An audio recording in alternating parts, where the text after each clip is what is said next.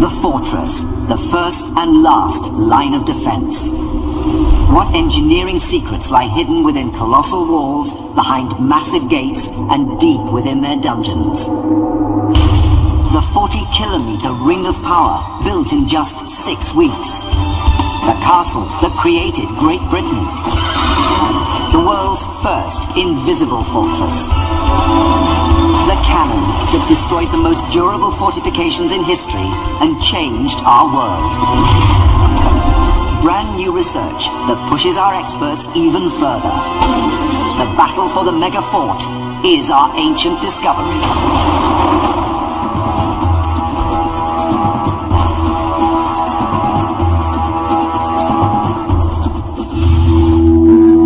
Colossal walls of history's mega forts still stand, hundreds, even thousands of years after they were built.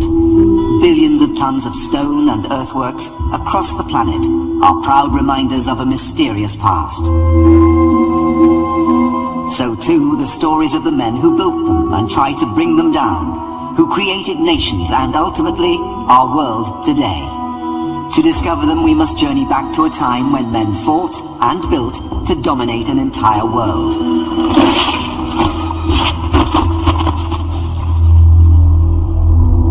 In 55 BC, Julius Caesar led a Roman invasion force of 80,000 highly trained soldiers deep into hostile territory.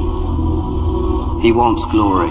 Glory is the great vote winner in Rome. And he also wants money. He wants loot. He commanded one of the greatest armies ever to take the field of battle. It is the classic army of all time. But Roman military might faced a great challenge: the Gauls. This was a formidable enemy. I mean, the Gauls were a sophisticated foe. On the battlefield, they were a match for the Roman army. 6 years of bloody battle had not brought a conclusive victory for either side. Caesar's troops, worn down, ground down, were still prepared to take the fight to the enemy. They were prepared to go through hell for Caesar. The Gauls also had a charismatic leader, Vercingetorix. He was fighting not for slaves or booty, but for his homeland. In 52 BC, the Gauls finally managed to come together under their leader Vercingetorix. They rallied at the hilltop fort of Alesia. Caesar's army surrounded the settlement, and the future of Europe hung by a thread. They'd run the fox Vercingetorix to ground. Both armies readied themselves for the final showdown. Caesar has to take Alesia, or everything he's achieved in the previous 6 years will probably crumble. Caesar took a decision that is unique in military history. He ordered his men to lay down their arms. This wasn't a battle that was going to be decided with the sword and the javelin. This was a battle, and indeed a war and a country that was going to be won with the spade. In order to trap the Gauls in Alesia and starve them out, Caesar ordered the construction of a fully fortified stockade that would surround the town. 19 kilometers of defenses to be built in just 3 weeks. How was this extraordinary feat possible? The Roman army was an incredibly sophisticated, trained and drilled machine. A legion of 80 was divided into 10 contraburnia, or squads of 8 men. Within the squad, each man had a rotating daily duty. 1 would cook, 2 would guard, the rest would chop and dig to build a fort. They worked a full day of solid manual labor. There was no need for fitness programs in the Roman army. Their entire life was one long physical workout. At Alesia, the back-breaking effort required for 60,000 men to build 19 kilometers of fortification only using muscle was not to be enough. Another danger was on its way, for not all the Gallic tribes were trapped inside Alesia. There's another problem. There's a huge Gallic army of relief heading his way. With up to 250,000 enemy reinforcements only 3 weeks' march away, Caesar had to move quickly. He has to build another huge wall facing outward. Having built one 19-kilometer wall in just 3 weeks, Caesar had only 3 more weeks to construct a second 21-kilometer wall, around 40 kilometers of defenses, in just 6 weeks, to create the largest donut-shaped fort in history. He's having to fight inwards and outwards. This is the hilltop fort of Alicia, and this is where the Gauls found themselves trapped by Caesar. And in an attempt to stop the Gauls gathering provisions and fuel, Caesar decided to build a wall around the outside of the fort at the base of the hill. However, the Gauls had managed to raise an army of reinforcements which was approaching from the rest of the country. And so to defend against this, Caesar had to build a second wall, a contravallation which went around the first wall and effectively barricaded himself in between these two walls. And it's from here he successfully managed to defend the world's one and only ring-shaped fort, with enemies on the outside and enemies on the inside. A Roman fortification was more than just a wall. Layers of obstacles formed an intrinsic part of the defences. Ancient Discoveries is investigating the details of this integrated defensive system, and will test whether it was possible to build such a complicated fortress in the few weeks Caesar had. The mainstay of a Roman fort was its oak wood fence. Damien Goodburn is a leading expert in ancient wood construction. The felling was done with axes. People would cut a V or a mouth or a gob where they want the tree to fall. That's the first cut they would do, and then they go around the back and cut a narrower V, a little higher up, the back cut, which will eventually end in the tree falling in that direction. The next task is to make the stakes that form the wooden walls, known as a palisade. These stakes are called pales. To make pales at speed, the Romans didn't use saws. They split the timber by hammering in tapered iron spikes. The split timber is quicker as long as you've got reasonably suitable material. But a Roman fortress was more than a wall. When you were building a castle, the objective was to put as many stumbling blocks in the way of the enemy. So you would start off, for instance, by building ditches around the outside. John Naylor is working with a team of experimental archaeologists. Today's test for these men is to try and build a section of palisade and trench the way that the Romans would have done it. We're trying to work out just how much this section of 8 men can do in a day. John can then calculate whether Caesar's 60,000 men could have built 40 kilometres in just 6 weeks, with the tools and equipment available. These aren't props. They're not fancy dress. These are real linen tunics, real caligae. Everything from their boots to the tools is just the way the Romans would have had it. So this is a serious attempt at a reconstructive experiment. Experimental archaeology at its best. We've got our 2 trenches and a wall. This layout is specifically designed to stop the enemy being able to approach that palisade. A palisade on its own, a man could stand on his horse's saddle and jump over. You need the trenches to make it all work. But that trench at 1.5 metres, 1.5 yards, it's a difficult jump, and a jump that a horse isn't going to like to make. Onto this. This is deliberately sloppy, soft. This berm is unsteady to land on in between. You try and jump from one into that middle berm, you end up in one of the ditches. Of course, a horse is not going to land on such a narrow gap as this. On into the second trench. This one's finished, it's full size, and it's already starting to fill with water. The trenches and mounds were further defended with sharpened stakes 2 metres long. By heating them, they get much, much harder. As hard as iron. These are good improvised spears. Stakes like this long, sharp at both ends, Caesar ordered to be placed into pits about a yard deep in a sort of checkerboard pattern in front of the defences. Then he got even more devious. In front of these, he got small iron spikes.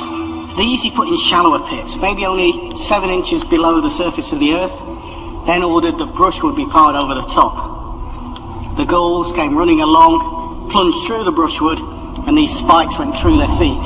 They were pinned in front of the Roman walls, where Roman archers could easily finish them off. Hideous, nasty, very effective. My style of warfare. As the sun sets on Alicia, 4 metres of fully fortified palisade are in place. We've got trench, berm, trench, bank, stakes, palisade. There's no way I'd want to attack that. Allowing for constant skirmishing and injury, the test gives an indication of how long it would have taken Caesar's men to do the job. The answer is an incredible 5 weeks and 5 days. The fort was fully erected before the enemy reinforcements arrived.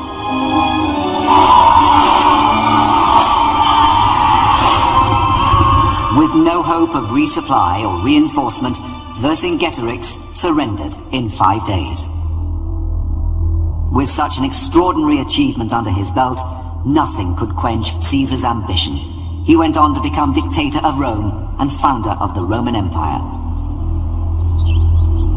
1,600 kilometers to the north, Mike Lodes is investigating the castle that helped create Great Britain. This is an act of aggression, and that is what castles are for. Castles are tools of conquest. This is the story of a mega fort built not for defense, but as an aggressive weapon of attack.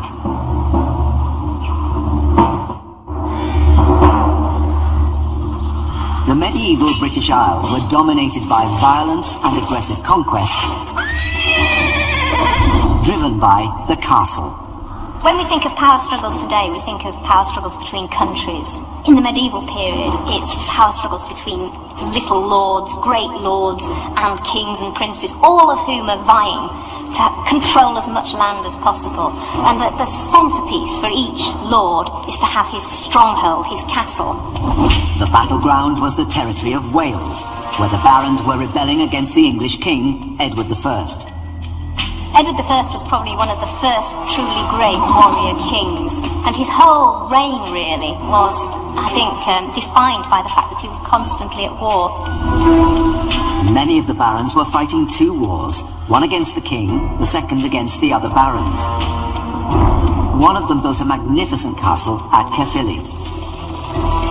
This is Caerphilly Castle in South Wales, and it's a fantastic castle. It's a classic medieval castle. It was built for a man called Gilbert de Clare, who was a powerful baron in 13th century Britain. Now, 13th century Britain is a very turbulent place. Everyone's land grabbing and making their alliances. Gilbert de Clare was a power player. His big enemy, though, was his neighbour, Llewellyn ap Griffith. What Gilbert de Clare did is he put this castle slap in the middle of Llewellyn ap Griffith's lands and said, if you think you're hard enough, come and get me. This is an act of aggression, and that is what castles are for. Castles are tools of conquest. The castle built by Gilbert de Clare was a revolutionary masterpiece of military planning. Its ability to embed itself deep into enemy territory obviously depends on its ability to defend itself. And here you can see that classic castle defense of the moat. The moat makes it difficult to get siege engines up to the walls. The moat makes it difficult in many ways, and you can see there is this revetting, this sheer stone wall either side of the moat. So if you do even get men in there to try and make an escalade up it, they're like ducks in a barrel, and they can't scramble out quickly. This is the first moat. This, of course, is a drawbridge. And if you're attacking, this is going to lift up, and I'm leaving you there, and I'm getting to safety over here. Even if Llewellyn ap Griffith's men could get across the moat, further pains awaited them on the other side. There are aspects of Caerphilly's defence that are as old as fortification itself. Things like these bastions, these buttress towers along the wall here. And what they do is not only do they strengthen the wall, but by jutting out like that, they give you enfilading. So with bows, crossbows, with spears, whatever weapons you've got, you can shoot across the line. So somebody coming up to that wall, there's no safe spot for them. Everywhere along that wall, there's somewhere where you can shoot at them or hurl a rock at them. And if Llewellyn ap Griffith's men could avoid the arrows, if that happens, then this great iron-shod portcullis will come crashing down to bar your way. within these heavy fortifications, the inner heart of the castle was a place of security. Castles are not just about attack and defence, they're also for living in. All around this big open space would have been stables and huts for the workmen, for the blacksmiths and farriers that kept everything going. Even in the midst of peace, every precaution was taken in case of war.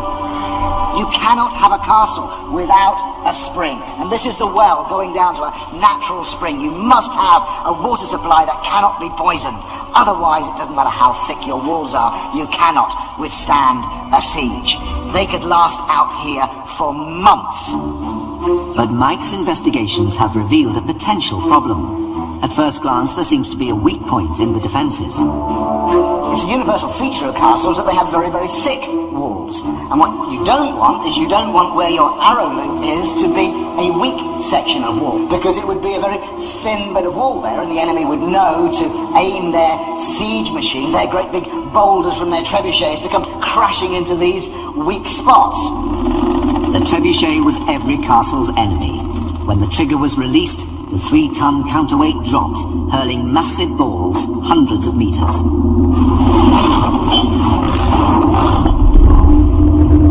These missiles were easily capable of destroying any weak points in castle walls, but the castle engineers found a solution. In fact, it's one of the strongest parts of the wall, because the architect has built this elaborate embrasure. So there are steep angles coming back here, reinforced by this angle here, reinforced by this archway. The consequence of that makes it very difficult for me to shoot my bow. I can't shoot a longbow in here, because to shoot a longbow, I need that much room. To pull up a strong bow, I need to be able to move it like that. The longbow is too big to fit into the embrasure, the gap designed to reinforce the arrow loop. So the archer with a longbow is having to shoot this far away. Castle defenders had to be as good with their weapons as their engineers were at design. And there were other mysteries. On the outer walls of Caerphilly are curious holes set at regular intervals of about a metre. These holes supported a wooden structure, the hoard, that overhung the stone walls. In the Middle Ages, these planks would lift up and the soldiers would be here ready, and they would be crashing down these great boulders onto the heads of anybody brave enough to get to the base of the walls. Caerphilly Castle proved impregnable, and it could be said that Wales would not be part of Britain had it not been for this mega fort. De Clare's arch-rival, Llewellyn ap Griffith, never got used to this enemy fortress in his backyard. Caerphilly was never taken. Caerphilly was here stamping its mark in the landscape. In fact, Llewellyn ap Griffith was so angry about Caerphilly, he was so angry with Gilbert de Clare plonking this castle in his lands, that when the young Edward I came to the throne, Llewellyn refused to pay homage, and that kicked off the Welsh Wars. That's the snub that made Edward I come into Wales and build a chain of castles. Using the kind of design seen at Caerphilly, Edward I stamped his authority over the land of Wales. Within 10 years, this proud independent country had fallen to the English. But the great thing that he did was to ensure that this wasn't just an ephemeral campaign against the princes, which is what had happened in the past over and over again. He was there to stay. And this was the start of unification that led to the creation of the present-day United Kingdom. However, megaforts were not always symbols of power and aggression. Sometimes they could be quite the opposite. This extraordinary landscape conceals one of the strangest and most secretive defense systems ever devised. When the locals were faced with danger, they simply melted into the ground, leaving no trace. Ancient Discoveries is investigating a defensive construction that would not look out of place in a futuristic science fiction film.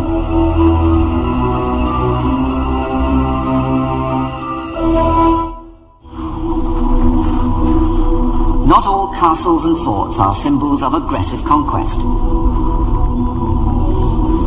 Hidden in this bizarre and magical natural landscape are tiny clues as to a completely different style of ancient defense: invisibility. Central Anatolia in Turkey looks more like a film set than a real place. But for the ancient peoples who lived here, the threat of conquest was very real. You have to look at a map and you realise just how strategically significant this particular landmass is. Everybody had their eyes on this central area. The Greeks, the Romans, the Egyptians, the Arabs, the Ottomans. Every major empire came to Anatolia in search of booty, slaves, and blood. Anatolia is a crossroads in between the East and West, culturally, economically and in every aspect. But the people here were poor farming folk with few natural resources. There's not much ground to cultivate. There's not much land on which you can grow grain. Lacking the wealth to build mighty fortresses, the peoples of Cappadocia opted for another defense: disguise. The volcanic rock is very easily excavated, and they could dig themselves houses, and of course large palaces. These palaces and houses were excavated over thousands of years, from 5000 BC right through until the present day. Even now people still make their homes in them, 7,000 years after they were first dug. This complex is the longest continuously occupied fortress in the world, and in times of peace, these tunnels were used to live normal lives. They started to organize their stables and the places where they could cook, and the kitchens and the wine cellars. But they remained alert to danger. From their high vantage point, known as the castle, the people could retreat through a 50-kilometer-long network of tunnels and disappear. The immensity of this labyrinth was just one attribute. The Cappadocians had subterranean treasure rooms, vaults where they kept their valuables, and attackers often couldn't even get into the complex because entrances were invisible, camouflaged against the rest of the mountainside. It would have been very difficult to attack them. The entrances were not very obvious. There was no way people would know that there was such a mass of underground connections. They wouldn't have known that there was any wealth. The people could hide in these structures. They turned disguise and deception into defense. Meanwhile, across the globe in Central America, ancient people turned the tactic of deception into aggressive counterattack. Around 600 AD, the Mayans developed an unusual way of defending their own mega forts. It involved hiding a colony of stinging bees in soldier-like dummies. An ancient Mayan text, known as the Popol Vuh, explains the tactic. They made mannequins. It was as if they had made people. Next, they lined them up on the parapet.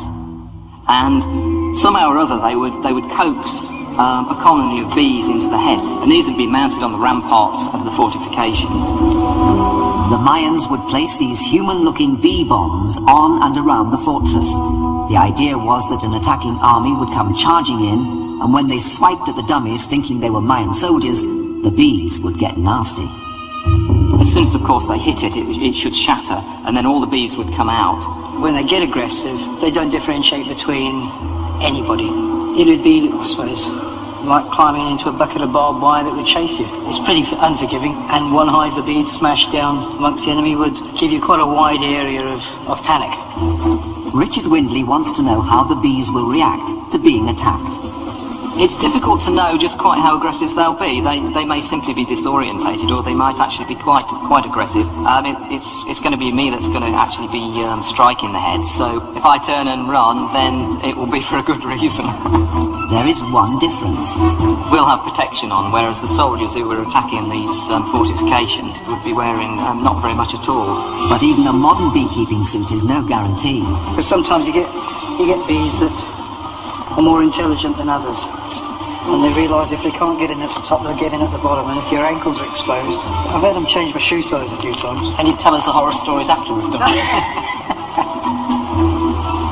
For safety reasons, Richard is performing the test in daylight, but it was at night that the deception was most effective. One can imagine that sort of flow of adrenaline, the apprehension, going into battle for the first time, they would be like a sort of hair trigger. They'd just be waiting to whack something. They'd be waiting to actually attack.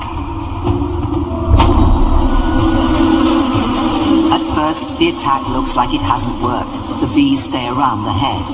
Bees only become airborne and active within a certain temperature window, depending on the species. Start to get their bearings. I think they'll be a lot more airborne. But soon the bees start to warm up and take to the air. This is still sort of reasonably intimidating, actually. If I was just stood here with bare chest and bare head, I think this would be pretty scary. I mean, I'd be out of here fairly quickly, I think. I wouldn't want to hang around. But Richard's clothing is protecting him from more than the first sting.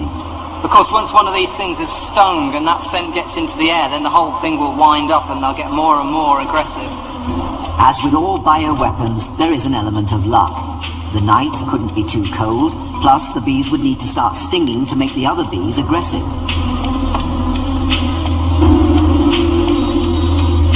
That being said, any defense is better than none, and the bee-filled dummies would have complemented other more traditional methods of defense. In 1453, during a great siege, the largest cannon that had ever been built was put to devastating effect. It was commissioned by Sultan Mehmed II to destroy the walls of one of the largest and most durable fortresses in history, Constantinople. To understand why the great Sultan went to such lengths in his efforts to take the city, researchers are piecing together evidence that stretches back thousands of years to the empire of the Romans. In 300 AD, Rome was ruled by one of history's most celebrated figures, the Emperor Constantine. What set Constantine apart from earlier emperors was his conversion to Christianity. Constantine stamped Rome onto Christianity and stamped Christianity onto Western Europe. Without him, Christianity may not have become the great religion of Europe and the Middle East in the first millennium. But the Emperor Constantine had a dilemma.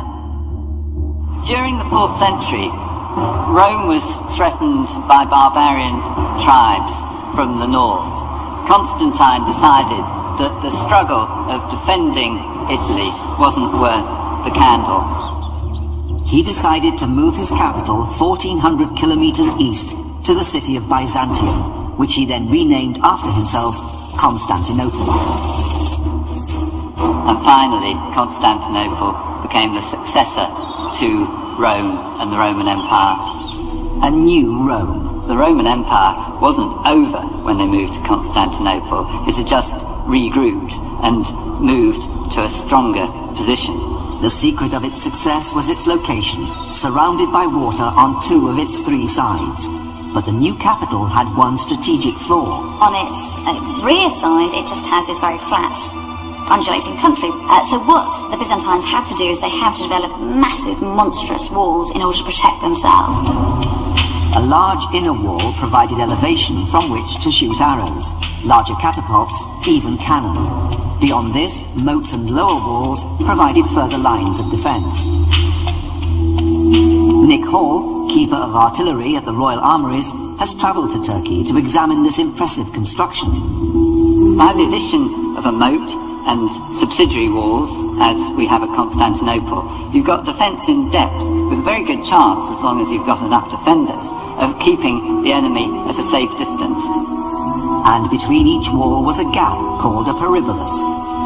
If attackers could make it past the first wall, they were then caught in a killing zone, trapped between the 2 cliffs of stone. Constantinople was a wealthy and tempting prize, but these walls were so dominant and defendable that no army was able to capture the city for over 1,000 years.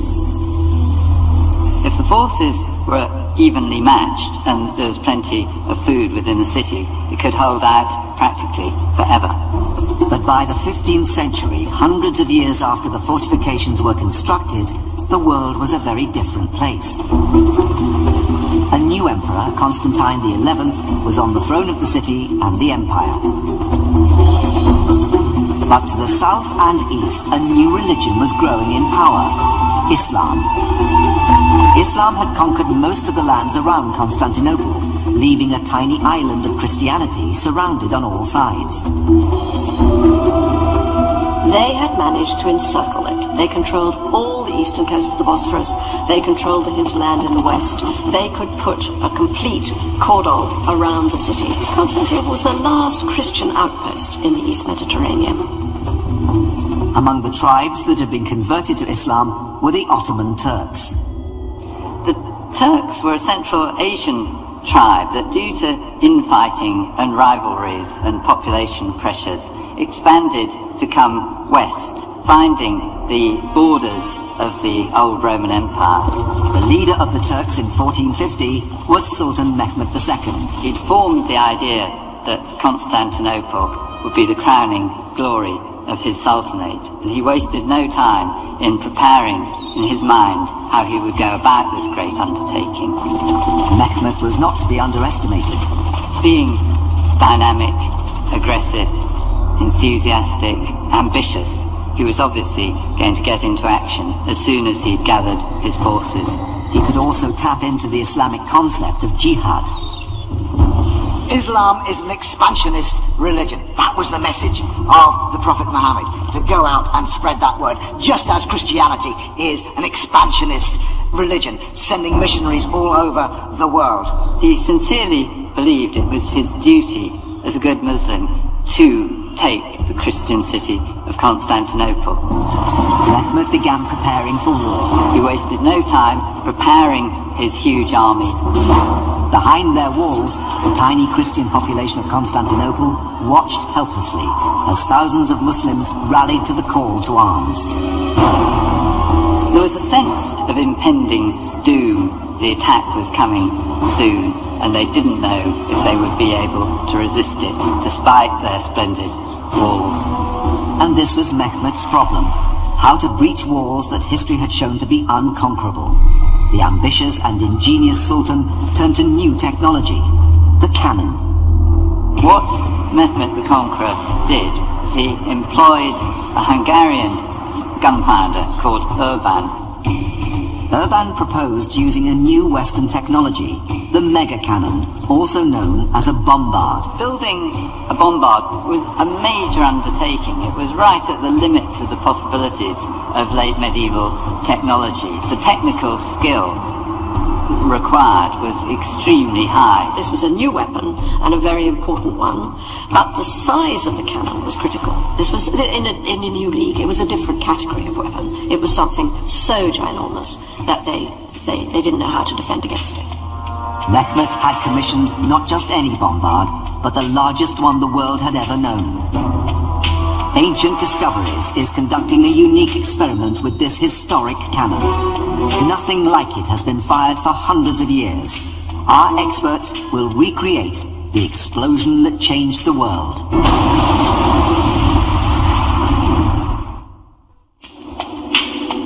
This cannon is a replica of the largest cannon that in 1453 the world had ever seen, and our experts are about to fire it for the first time. Mehmet II and his Ottoman army were waging holy war on the Christian city of Constantinople. His technological trump card was the bombard. These great bombards were the super guns of the Middle Ages, the most powerful weapons on the battlefield. They would have to be. The walls of Constantinople had stood unbreached for over 1,000 years. The walls of Constantinople struck fear into the hearts of the attackers. The cannon was Mehmet's answer to these walls. This is the very beginnings of the heaviest artillery that has some chance of destroying massive masonry fortification. Mehmet threw everything he had at the project. He poured resources into developing the most powerful bombards he could. Don Mansfield is an expert in firing these weapons. It's a muzzle loading piece, that is to say that it's loaded at the muzzle itself. And when we load it, it has to go right back into the main powder chamber at the back here.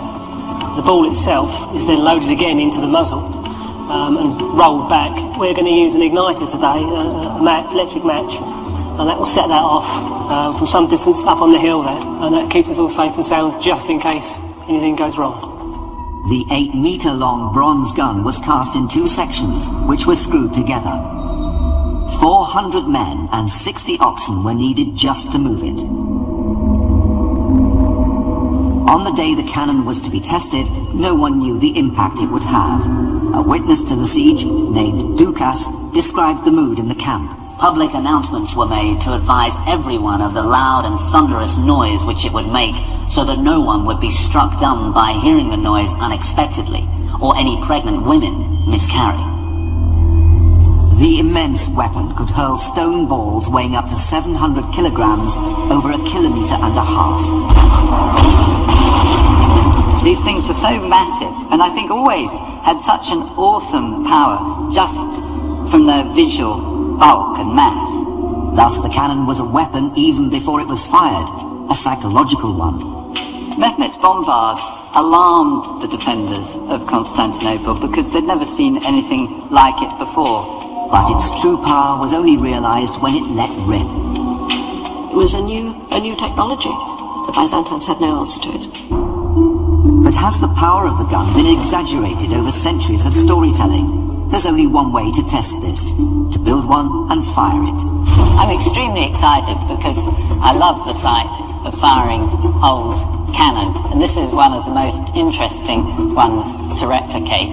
It'll be dramatic, it'll look powerful, and I think we'll get some sense of what it was like to be at the siege of Constantinople in 1453. It's been hundreds of years since a cannon like this was actually fired. This really is a first. It's an amazing piece of experimental archaeology. Exactly as 500 years ago when it was brand new, no one today knows how it will behave.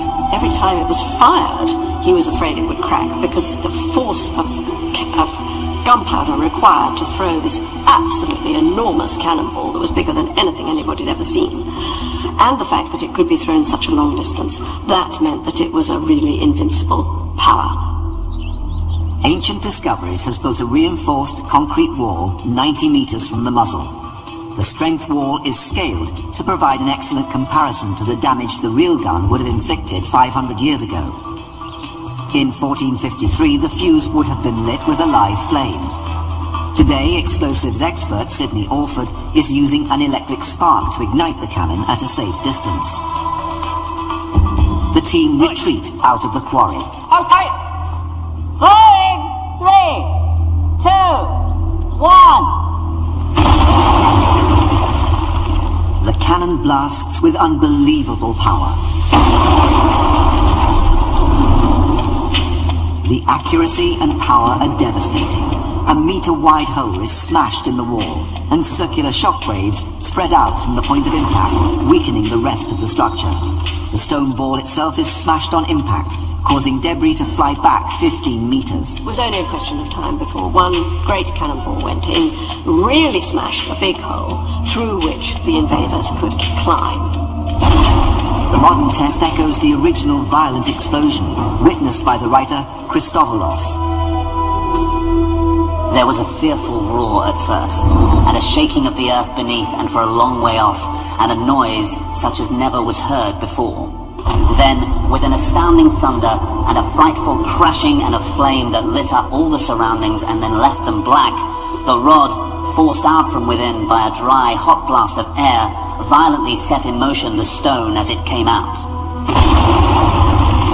And the stone, born with tremendous force and velocity, hit the wall, which it immediately shook and knocked down, and was itself broken into many fragments and scattered, hurling the pieces everywhere, and killing those people happening to be nearby. But Nick Hall wants to collect scientific data about the true power of the impact. Because a cannon like this has never been fired in our lifetime, this experiment is invaluable for ballistics experts and military historians.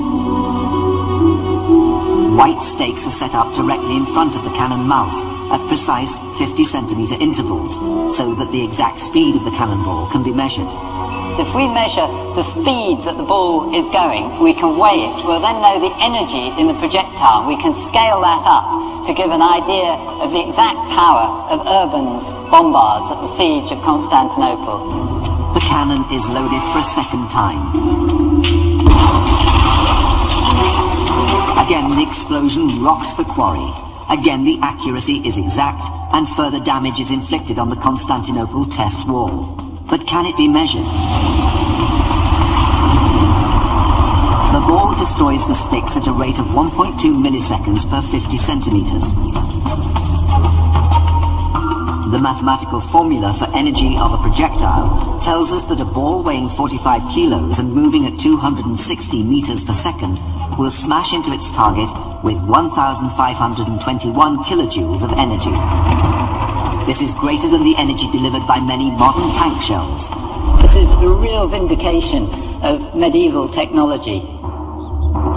With careful placement of his cannon, Mehmet brought the city of Constantinople to heel in just 8 weeks. The fall of Constantinople in 1453 is a tremendously significant event. History was changed forever. An Islamic sultan had captured the prize of Christianity and stood on the steps of Europe. The conquest of Constantinople became a blueprint for the way that the Muslims would attack major centres in the West. And of course they were going to be attacked again and again and again. And if they could have conquered all those cities, they would have imposed Muslim rule. And what happened to Constantine and the city itself? He died in the fighting. So he went to his death defending the city, and that was a martyr's, the cause of the martyr, and he gave his life for Christianity and his city. Yet Constantinople, a settlement for 10,000 years, lived on. Constantinople had another life as an Ottoman capital, and it was beautified and went into a new phase of life as a spectacular Ottoman capital. From the awesome power of the Turkish bombard to the organic early bio-warfare of the ancient Maya, the battle over history's mega-forts has produced some ingenious attack and defense systems. Whatever the local needs or resources, the aim has always been the same: to control the castles that control the land. Ancient discoveries has shown how these battles not only changed the lives of the people who fought them, but how their consequences shaped history. The part played by mega-forts in the story of humanity goes further than the bricks, stone and iron that make up their facades. They help create